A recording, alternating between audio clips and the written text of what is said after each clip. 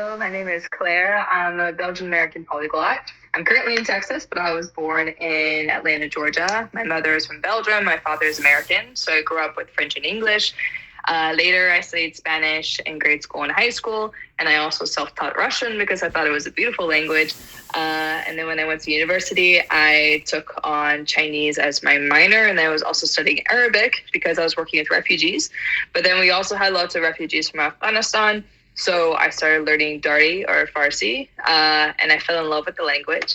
And now my shohar men is from Somalia. So I'm slowly but surely learning Somali, but it's a very difficult language. In addition to that, I love traveling. I've been to 6 continents, and I'm hoping to go to all 7, plus at least 100 countries, including Iran and Iraq and Yemen. There's so much on the list. And Somaliland, Somalia, of course, inshallah, and Russia. Like, I have so many countries on the list that I want to go to, or hopefully I can use my languages even more. And yeah, that's a little bit about me. Yes, I wish I see you in Iran soon as well, as I said earlier. Yes, Yes. and my name. How old are you, by the way? Just tell. Yeah, I know it, but I want it in my video. I'm 25. I'm 25 years old. For a I feel 25 so year old old. girl, it's just so impressing. Claire has traveled Uh, so many. Hey, yo, you are awesome, girl. I love the way, I love your style and everything. I'm keen on your page, Alhamdulillah. Instagram. Yeah. Alhamdulillah. No, thank you so much. Alhamdulillah. That's kind of you. And I'm Hasti. My name is Hasti, I mean. And I'm Persian. I currently live in Tehran. I'm a polyglot, 16 years old, and I just speak in these languages that I'm going to type in here. English is the second language that I learned. Actually, Farsi is my first language, my native language. As I live in Tehran, that was my mother tongue. And then I started learning English when I was like 6 years old, and then I started learning French, self-studying French, 4 years ago. Somehow, yeah, 4 years. It's been 4 years now that I'm studying French. Then Turkish. I started working on Turkish and Arabic a little bit. Then Spanish. I decided to learn Spanish, and now that I'm a teacher, and you can see my I teach on my Instagram as well, and. Yes, that's all. I'm enthusiastic to learn other languages, and I love other cultures. I just, encountered Claire's page on Instagram, by accident. I was like, oh my God, is it real? Is this girl really doing these things? And she's awesome. I just recommend her page. Just see if you are really enthusiastic and you have this devotion to see other countries and travelers. So yeah. Yeah, and your page as well. Everyone go check her out because like your drive is, I think, so fascinating. And we can talk about this a little later, but like I feel like for me when I'm learning languages, I usually have like a reason for it. Like is like, oh, it's because of work or it's because of family or something like that. But like you're just like, oh, I'm gonna pick up Spanish, I'm gonna pick up French, and like self-taught everything. And mashallah, you're so young too. So I'm Thank just like, you. okay, queen, I love it. Shukran. It's nice of you. I'm really happy to hear it. Claire and I decided to work on your questions because we received somehow the same questions. We decided to answer your questions about how you can learn other languages, if it's self-studying or you want to go, to university to learn something, anything like this, and about our experiences. So let's begin. I guess it's time to start, right? Berin diga. Yeah. Right, so first question is how do you decide which languages to learn?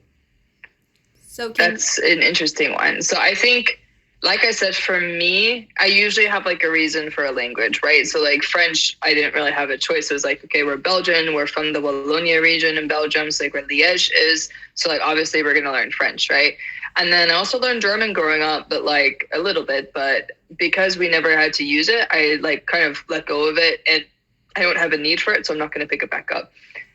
Chinese, I actually studied it because I was challenged because my last year of high school, we had a Chinese program in high school but I wasn't in it. I was doing French and Spanish. And I was like, oh yeah, Chinese looks really cool. And one of the girls was like, yeah, but I think it's so hard. It's too hard because like you study Romance languages and like Chinese is like something totally different. And I basically felt like it was a challenge, like, oh, you can't do Chinese. So after that, I was like, okay, bet, I'm going to go study Chinese. And I think now, especially more than ever, Chinese is a very, very helpful language for not only travel, but for business, for politics, for everything. I think it's a really valuable language. And then Spanish, everyone here speaks Spanish, especially in Texas. Like, you can't really find a way around it. So it's great to be able to communicate with everyone. And then Arabic and Persian came both out of passion, but also out of working for refugees. And same as Somalia, it's because my husband is from Somaliland. So I'm learning the language. Like for me, it's like I have to, or like I have a direct reason for it. It's not just like, which I think might surprise some people. Like I don't just like study languages for fun. It's usually like there's a need for it. Like right now I'm doubling down on Russian and Persian because I have travel I have coming up to countries that speak these languages. So that is the reason why I'm doubling down on them. And I know some people, and I think Hasti, you can probably speak to this, like study languages purely out of passion. So like, how do you choose which languages to study? Some people usually tell me, why don't you study Chinese? Because in Iran, we see Chinese a lot somehow. And, because of the politics, everything, government. I already had it in my mind to just learn Chinese. When I was just starting to learn other languages, I was like, no, I'm going to learn this. I had a list of languages. And then when I just realized that languages, just there is a system for this. And when you start learning, for instance, French, Spanish becomes easier for you. So then I was like, I was totally in love with French. So the reason why I started learning French was just because that I loved it. That was like that endless devotion to learn French and speak in French. Whenever I was hearing or listening to anything in French, I was like, oh my God, I'm really enchanted.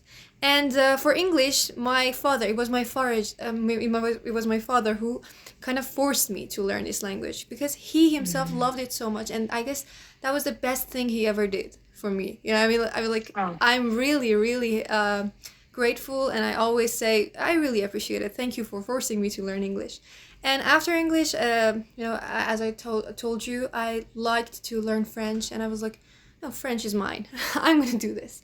And after achieving some levels of, in French, because it was so expensive in Iran for me to go to classes, I could not take courses in Iran. Then I decided to study them by myself. And that was so hard. That was quite hard and complicated because I didn't know what to do. I really didn't know what to do. But I did, several things. And then I discovered the other ones. Okay, I'm going to talk about it later. But then I said, like, when I can speak, French, I'm probably going to try Spanish as well. Because this is a beautiful language and frenetic somehow. And then I'm going to, try it. Because why not? When you speak French, it's not, completely fine for you to learn Spanish, but it's much more easier. And then I said, like, maybe someday I'm going to learn Italian as well, because I haven't started yet. And about Turkish, because we Iranian and Turk people, we are just we have so many things in common. And we usually meet each other. There are so many, Iranians who are traveling to Turkey, living there, and other Turk people that come to Iran. That was the reason why. And Arab people as well, because they are near to us. And we have a province in Iran, it's called Khuzestan. There are so many Arab people living there, they're Iranian Arabs. And we have a dialect of, Arabic in Khuzestan as well. It's just so near to Iraq. Absolutely. And actually, speaking of that province in Iran that speaks Arabic, there's a song that I love that my friend showed me. It's called Khonevedegi 2. Part 2, and every verse in the song is sung by a different singer who is from a different province within Iran. So you have Persian, Azeri, you have Kurdish, and then there is one verse that's in Arabic too. And I was like, yeah, I 100% know what he's saying. I felt so excited. And then like the next verse that was as a Turkmen or something. I was like, okay, I don't know what they're saying anymore. Yes, in Iran we have variety of dialects, variety of languages, and that's the reason why I think like Iran is so special and unique. We have Azeri that is near Turkish, that is in group of Turkish languages like this, and the other ones Kurdish, that we have them, dear Kurd people, dear Turk people, Baluch, I don't know. We have Arabs. I'm Fars. I'm Fars, and because of that I'm Fars, I just know Farsi. But other people from other dialects, Right. they know the other languages as well. And I think that's so cool because I don't think people realize, and we could probably make a whole video just on this, how diverse Iran is. Like there are so many languages and ethnicities, like the Loris and Loristan and stuff that like I'm still learning so much about it. I think it's so beautiful. And it's shared with other countries too. Like the Baloch are also in Balochistan, which is a province in Pakistan, right? So they have a shared language as well. So I think that's so cool. Probably Italian. It can be Italian. I'm not really sure about this. I'm just thinking about it. But maybe that would be Italian. But now I'm actually focusing so much on the other language that I have started. I want to improve. I want to get C1 certificate in some of them, and then maybe after that, I'm just thinking about Japanese. I'm not really sure, but maybe because I'm interested in that culture as well.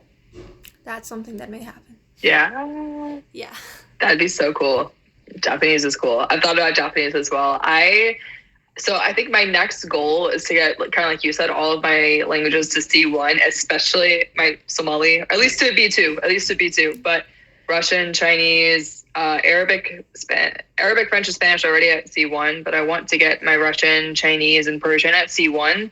And then once I have all of those up there, then I'm thinking, well, Somali definitely needs to be B1 or B2, so I can speak with my in-laws. And then also Urdu and Hindi I find really beautiful, and I think they're very practical as well because so many people speak those languages. And I've also actually thought about Swahili because there's actually a lot of Arabic words that are in Swahili. So I thought that'd be kind of interesting to learn. Some people were telling me, oh, you should learn Italian or Portuguese because I already speak Spanish and French. But like, no offense, I don't really have a reason for it. I don't really have an interest in them because I've been to Italy and I spoke in English. So maybe I should change my mindset on that. But yeah, so I think for me, once I get all my languages up to the levels I want them to, then I'm considering either Hindi, Urdu, or Swahili. Yes, quite interesting. Countries like Afghanistan, I really did not expect you to go there. Because American people think that we are, terrorists somehow in Afghanistan, in Iran, but we're not. Yeah. I think this is what's perpetuated a lot in the media, which really frustrates me. But when you talk to people one-on-one, I think they know the truth, if you know what I mean. So like when I said I was going to Afghanistan and they knew, okay, she speaks the language, she knows a lot of people from there, they kind of, they put it together like, okay, it's not what we thought it was. Like if she's able to go there with a guide and a friend of hers, then she's okay. Then we misunderstood it.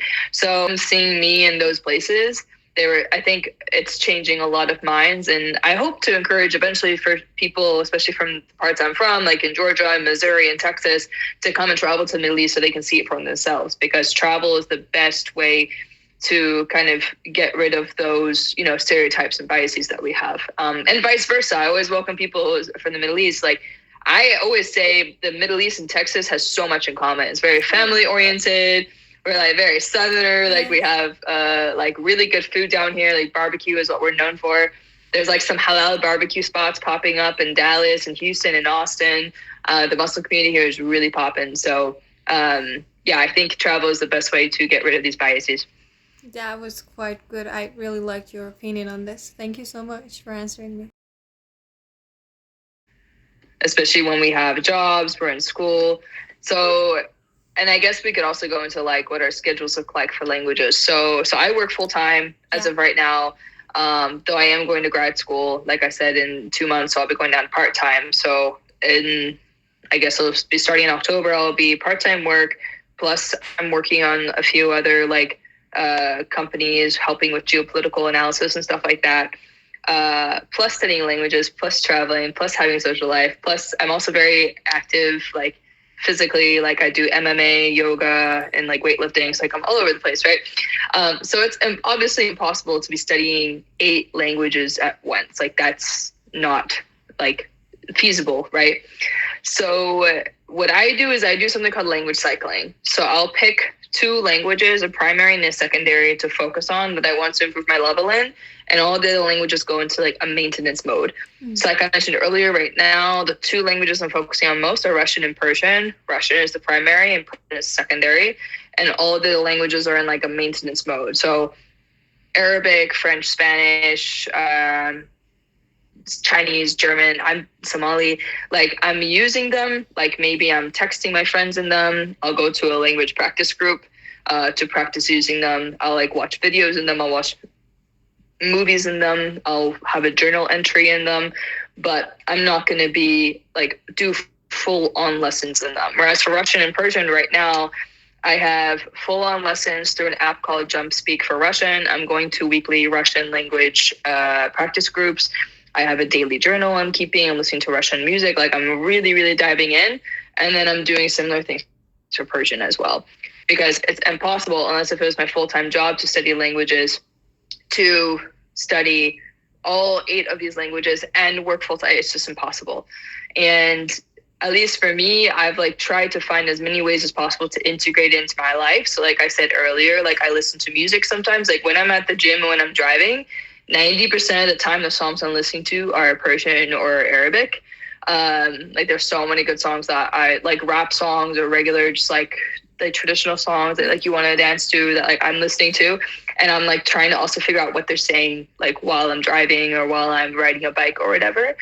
And then my phone's also in Russian. I think that's a really good way to study like passively, is to put your phone in the language that you're focusing on. And then journal entries are super important too. Like today I did this and I did that. Tomorrow I will do this. Next month I will do this, and talk about the weather, talk about whatever you want. And that will also help. Yes, I got it. And you know, my plan is just a little bit different from what you said, because in Iran the school system is somehow different, and because of that, the only thing that might just interrupt me from learning the other languages, that would be school, because my job I work as a teacher. Like I have students, and I'm kind of working with that language, so we can call it practicing sometimes as well, because I review something in English because I'm an English teacher and I work with other children, so I do it as well. But I have a weekly plan for watching movies in other languages. Like Saturdays I watch English movies. Mondays I always watch French movies, and the other ones it goes like this. There's a list like this, and I always have it with myself. But like in summer, I can possibly change everything and just say that I can do this, I can do this. But about my school, whenever I just need to go to school and study for my school, I'll do the same thing that you said. Like I focus on my my main goals. I mean, like this month, for example, I'm gonna work more on French rather than the other languages. I'm like, French is my priority this month, and I'm going to work on this more than the other ones. So, but out of this schoolwork and everything, I have this flexibility, and I can choose whatever I want. But it depends on my level and my goals. Like if I want, if I want to focus more on, for example, Spanish, I'm gonna work like for 24 hours in a week on Spanish. It's like this. It's gonna be like this. And I have a planner for it. I always obey this planner. It's just so important for me. And what is the next question?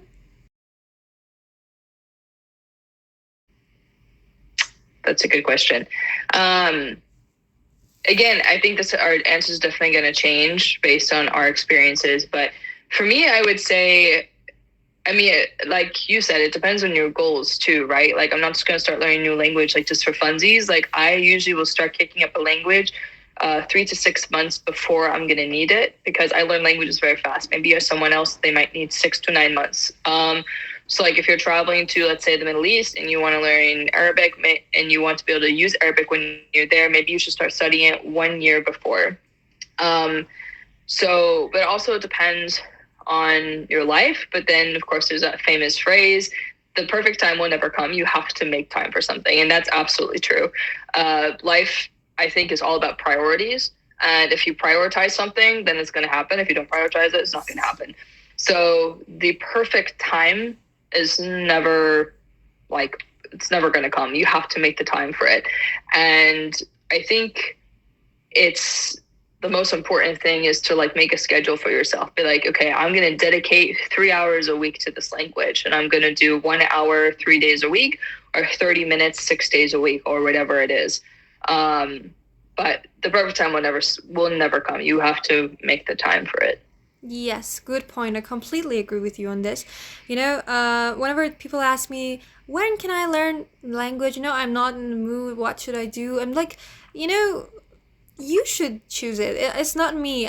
No one is going to help you and assist you with, choosing that time, that perfect time that would never come. Like, people have this idea that they will like go to travel to other countries, or maybe live there, and they will say that I'm going to learn it there, learn by communicating, but it's just not like this. Then you would feel that you're in a catch-22 and you want to sum up everything. It's not possible. And then I'm like, the best time is when you decide to do, like when you're planning for learning another language, you should have it in your mind that why are you learning this? Like, if you lose this motivation, can you just go on? Sometimes, it's really, really common within polyglots. I'm sure that you have already faced this problem, that sometimes you're not motivated enough to keep up learning a new language. But the thing is that when you set a goal, you know exactly what you want. So that's what I want, then I will never give up on learning this language. And the best time, like, people come around and say, my daughter is 3, should she learn a new language? Can she learn a new language, especially English? In Iran, we have so many of them. Like, I teach children, and I'm like, it depends on your, I guess it's my opinion. It can be false, but I guess the best time to start learning a new language is when that child knows their mother tongue well enough.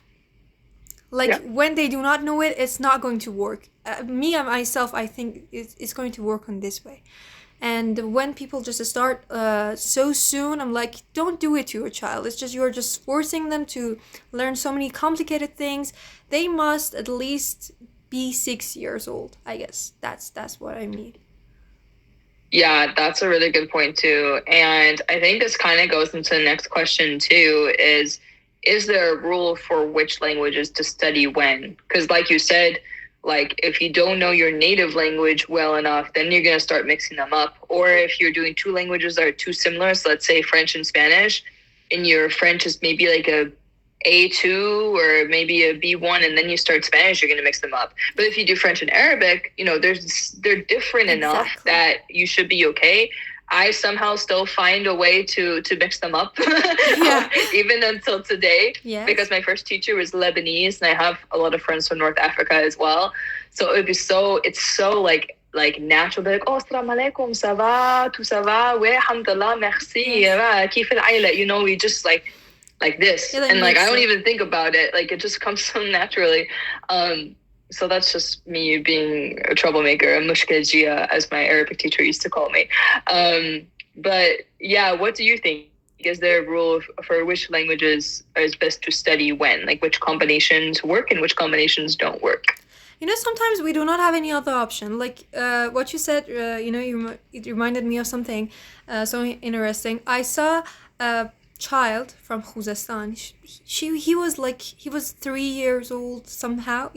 At home they used to talk in Arabic, in Khuzestani Arabic, and he came to me and said, "Man yek jashe didam." Jashe means like a big car. They say jashe, and I was like, "What are you saying? What are you talking about?" And he was mixing them up, and then I realized that while I was talking to him, he would have just mixed them up and suddenly changes, his mind to speak in Arabic. And I was like, speak slower, على كيفك and more of him. And then I was like, there should be a time for you to just start, what is it? You should be explained how to just do not mix them up.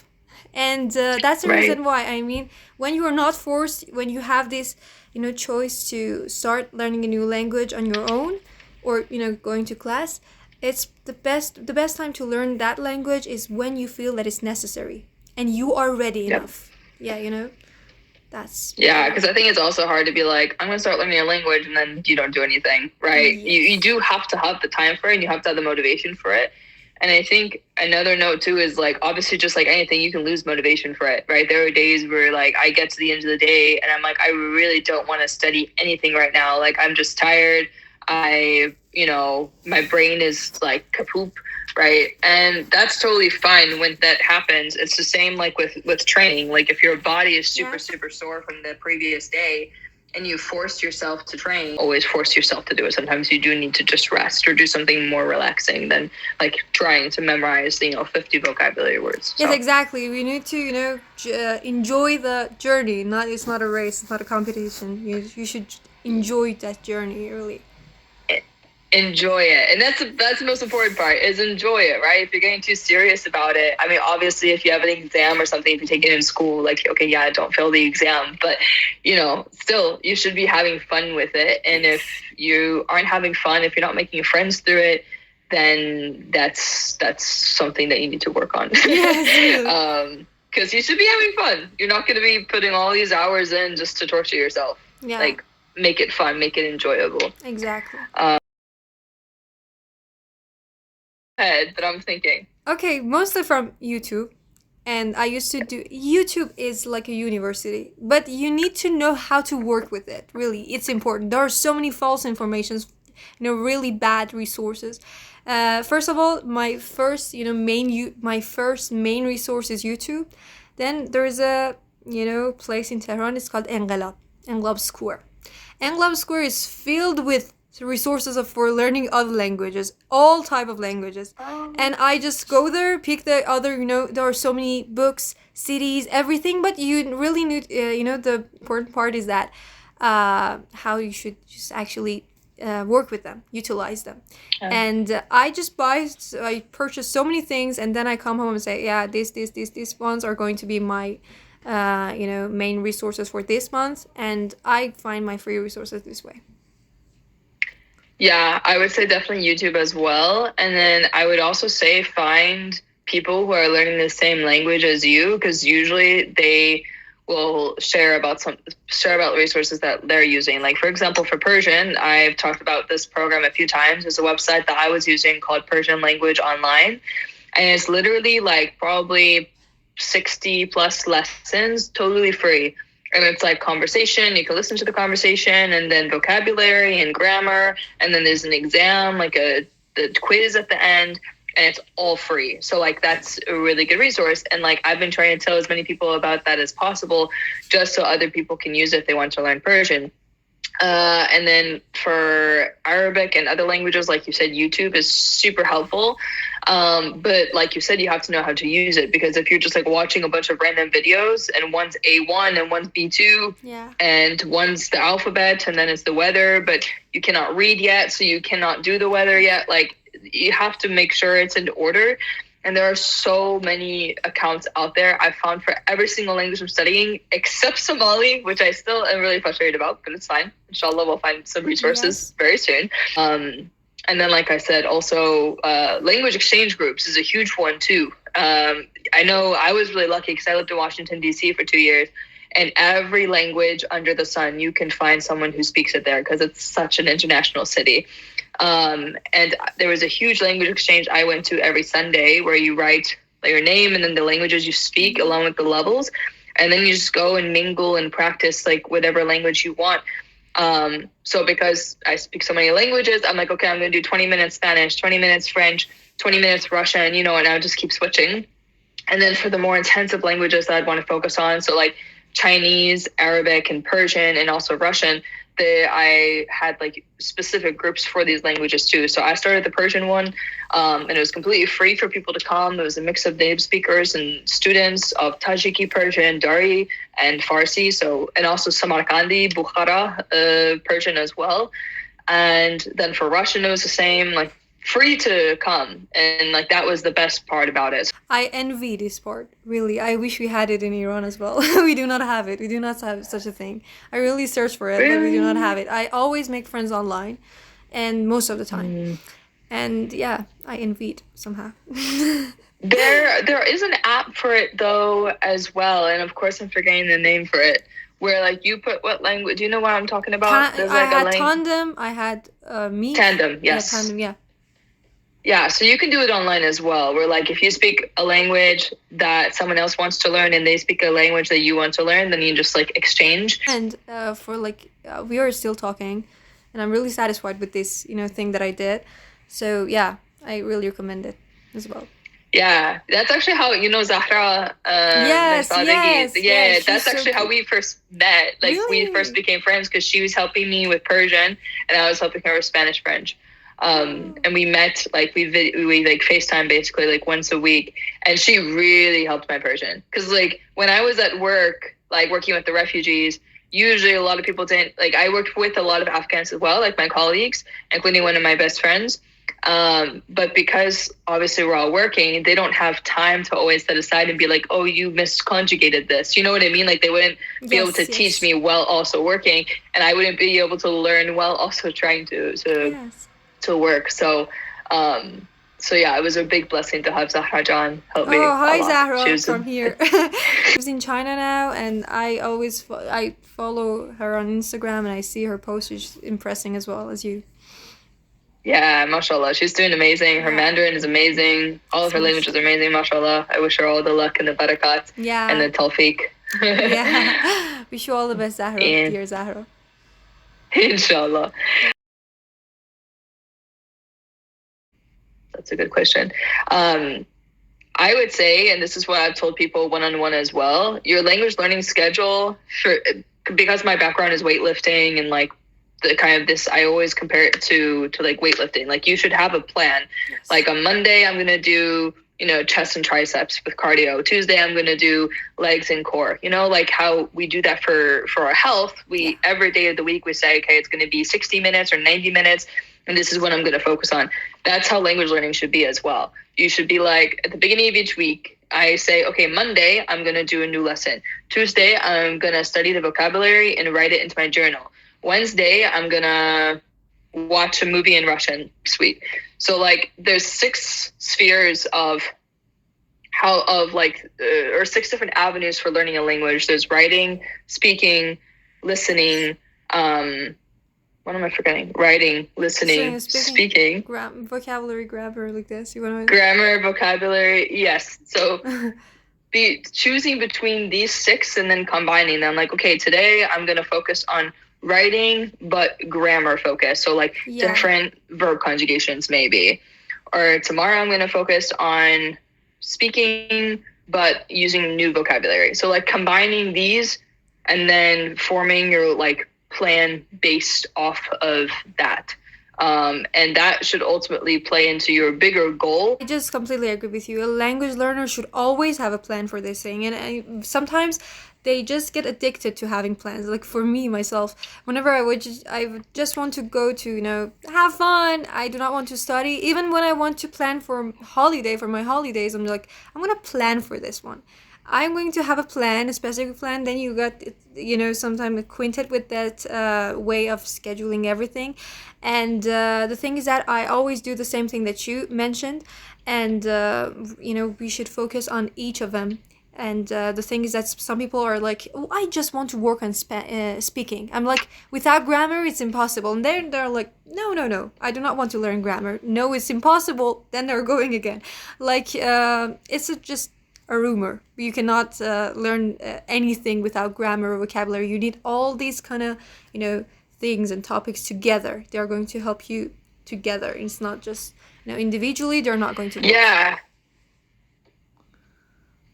And I would also say it also depends on like the reason why you're learning the language. Like I know some people who are studying a language just for research purposes, so they didn't need to know how to speak or how to do listening comprehension. So they were only studying grammar, vocab, and reading, right? And then also for me with Somali, like, I don't really need to know how to write it or like read it, sure, but my main focus is going to be speaking and listening comprehension. I want to be fully faceted in all aspects of the language. So that's why they're so intensive.